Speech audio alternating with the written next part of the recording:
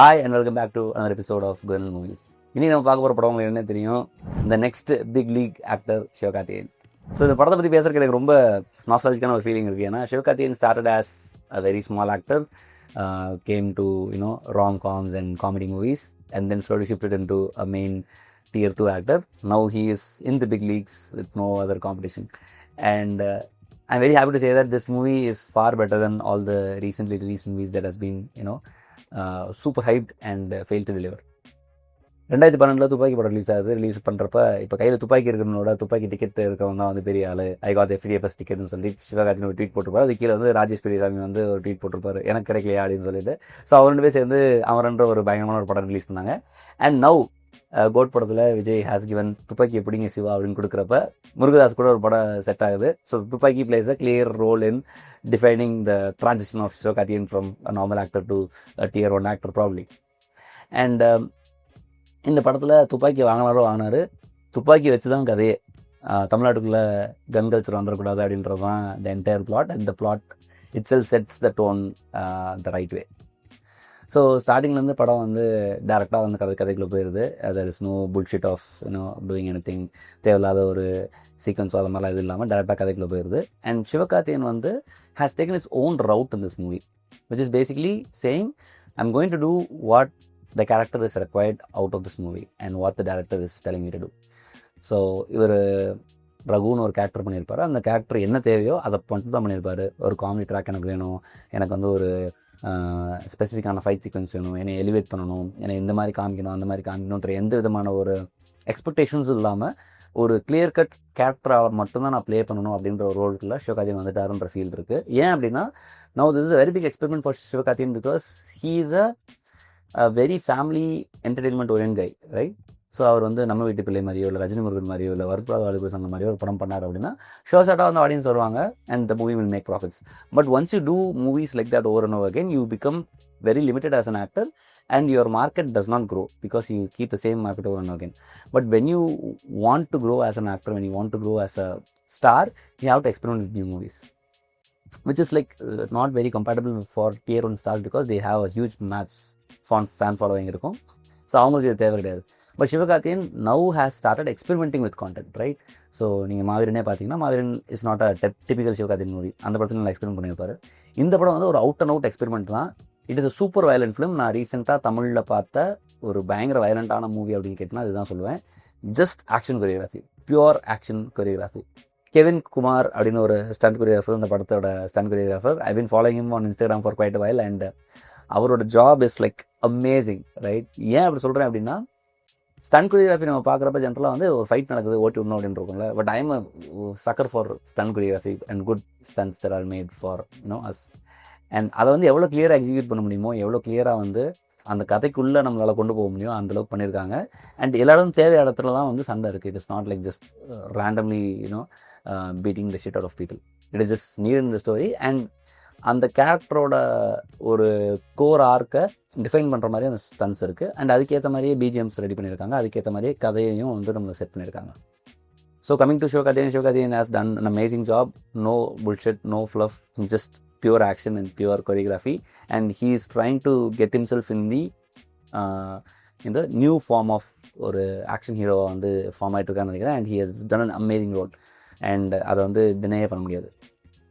And இந்த படத்தோட ஒரு முக்கியமான ஹைலைட் என்ன அப்படின்னா ஜென்ரலாகவே வந்து முருகதாஸோட கதையில் ஃபீமேலுக்கு இம்பார்ட்டன்ஸ் இருக்காது.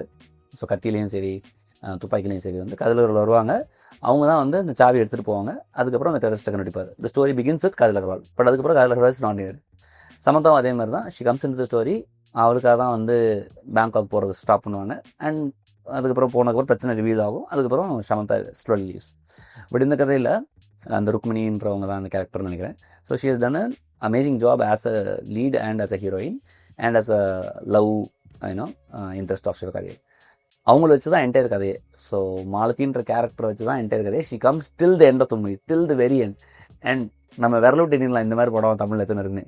It's not a romantic movie or something like that and as the heroine is the core part of the movie. அந்தளவுக்கு இம்பார்ட்டன்ஸ் இருக்குது. And it's a solidly written role. And அவங்க பண்ணுற சில ஆக்ஷன்ஸ்லாம் கொஞ்சம் தேவையில்லாத மாதிரி இருக்கும். But she is actively present in all the sequences. And it is not a cringe role. Basically it is a decent heroine role doing her job. And coming to the villains of the movie, Vidyut Jamal is like, he's done an amazing job. And Vidyut Jamal வந்து எப்படி துப்பாக்கியில் பார்த்தோமோ அதை விட ஒரு 2 to 3 times இதில் பார்க்கலாம். ஏன்னா இது ஒரு பயங்கர ஆக்ஷன் பேக்டான ஒரு படம். And his stunts itself will be a defining part of the movie, because that is how he would have said yes to the movie. ஏன்னா he is now a mainstream actor in Bollywood, and அவருக்கு அங்கேருந்து இங்கே வரணுன்ற அவசியமே கிடையாது. But he has come all the way from Bollywood and to share a screen with Sivakarthikeyan. That shows how much Sivakarthikeyan has grown, right? Like Vijay கூட பண்ணிட்டு Sivakarthikeyan பண்ணுறாருன்னா that is the level of growth Sivakarthikeyan has had. And இதில் dancing ரோஸ்ன்னு நம்ம சார்பட்டால் வர்ற அவரும் வந்து ஒரு வில்லனாக வராது. அவங்க 2 பேருக்கும் பயங்கர ஈக்குவலான இம்பார்ட்டன்ஸ். அண்ட் அவங்களுக்கு அகேன்ஸ்டாக நம்ம போகிறோம் அப்படின்றது நம்மளால் படம் ஃபுல்லாக ஃபீல் பண்ண முடிஞ்சு எனக்கு ஆப்வியஸ்லி. அண்ட் நான் சொல்கிறேன், full disclaimer, I am very big fan of good action sequences. So அதனால் நான் சொல்கிறது வந்து ஒரு பிஞ்ச் ஆஃப் சால்ட்டோட எடுத்துக்கோங்க. If action sequences are not for you, maybe this movie might not even work for you, right? So அந்த மாதிரி அந்த ஆக்ஷன் சீக்வன்ஸஸ் இவங்க 3 பேருக்கு நடக்கிறது வந்து கிளியராக இருந்துச்சு. அண்ட் இட்ஸ் ஒரு ஃபர்ஸ்ட் ஹாஃப் முடிஞ்சதுக்கப்புறம் செகண்ட் ஹாஃபில் it's all about the scatter moves and all this action fight sequences and all this things. So first ஹாஃபில் ஒரு பெரிய டிஸ்கம்ஃபர்ட்னு சொல்ல முடியாது. ஒரு தேவையில்லாத ஒரு விஷயம் என்னென்னா, எல்லா பாட்டுமே ஃபஸ்ட் பார்ட்லேயே வந்து ஜாம் பண்ணி 5 பாட்டு வச்ச மாதிரி இருந்துச்சு. அதில் 2 பாட்டை தூக்கி இருந்தாலுமே படத்தில் வந்து ஒரு சேஞ்ச் நடந்திருக்காது. பட் அதான் வந்து ஆப்வியஸ்லி வச்சுருக்காங்க, which made the first part feel very slow. And நம்மளுக்கு தேவையானதை தாண்டி படத்தில் வந்து புஷ் பண்ணுறாங்களோ அப்படின்ற ஒரு ஃபீல் இருந்துச்சு. மற்றபடி the movie was like it is decent. But coming to the execution of part, Murugadoss has killed it.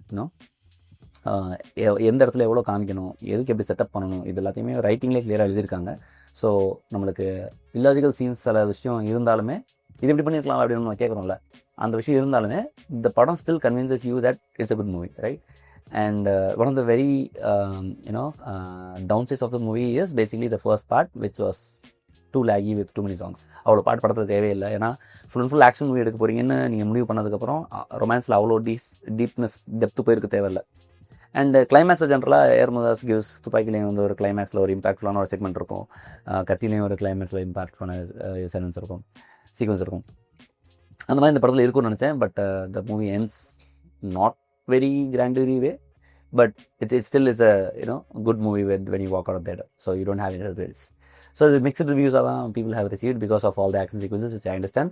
இதனால ஃபேமிலி ஆடியன்ஸஸ்க்கு வந்து இந்த படம் வந்து பெருசாக பிடிக்குமா, உள்ளே போவாங்கன்னு தெரியாது. But Sivakarthikeyan has decided that even if I don't have family audiences, my film should work அப்படின்னு சொல்லி அதை எடுத்த டிசிஷன் வந்து பயங்கர அப்ரிஷியபிளாக நான் நினைக்கிறேன். ஏன்னா அது இருந்தால் தான் you can go to the next level of movies. ஏன்னா Vijay when he came out of doing romantic movies to Bhagavati, he knows he will lose some of his family audiences. ஏன்னா யங்ஸ்டர்ஸ் தான் இது பார்க்க வருவாங்க. யங்ஸ்டர்ஸ் வந்தாங்கன்னா ஒய்ஃபோ இல்லை சில்ட்ரனோ வரது குறைஞ்சிரும். But you should strike a balance between all this things.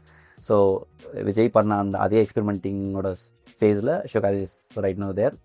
And அனிருத்தோட மியூசிக்கை கண்டிப்பாக சொல்லி ஆகணும். It plays a very crucial role. And animal இன்ஸ்டிங்க்ட்னு ஒரு தீம் இருக்குது, அந்த theme has work wonders. But இந்த படம் ஃபுல்லாகவே ஆக்ஷன் சீக்வன்சஸ்ன்றனால தனியாக யாருக்கும் எலிவேஷன் தீம் இருக்காது. வில்லன்ஸ் வர்றப்போ எல்லாத்துலேயுமே உங்களுக்கு you can feel that the music is doing good job. But நம்மளுக்கு கத்தி படத்தில் இருக்கிற மாதிரியோ ஒரு மார்க் ஷாட் மொமெண்ட் மாதிரி போட்டு மியூசிக் எலிவேஷன்லேருந்து ரெப்பீட்டடாக ஒரே மியூசிக்கை யூஸ் பண்ணி நம்ம ரெப்பீட்டடாக இருக்காது. It's just racy music put together. So உங்களுக்கு ஒரு டிஜே வந்து கிளப்பில் ப்ளே பண்ணுற ஒரு மியூசிக் மாதிரி தான் இருக்கும். But still it does the job well. And பாட்டெலாம் வந்து நான் பெருசாக கேட்கல. And I don't know how well it work with audience. But overall, it was a very decent film. So compared to that of all the slacks that we had in the industry, this was a very fresh watch for me. And I hope you felt the same too. But if you didn't, please let me know. Thank you so much for watching. This is me, Guhan. And I'll see you again in the next episode. Until then, this is Guhan. Bye-bye.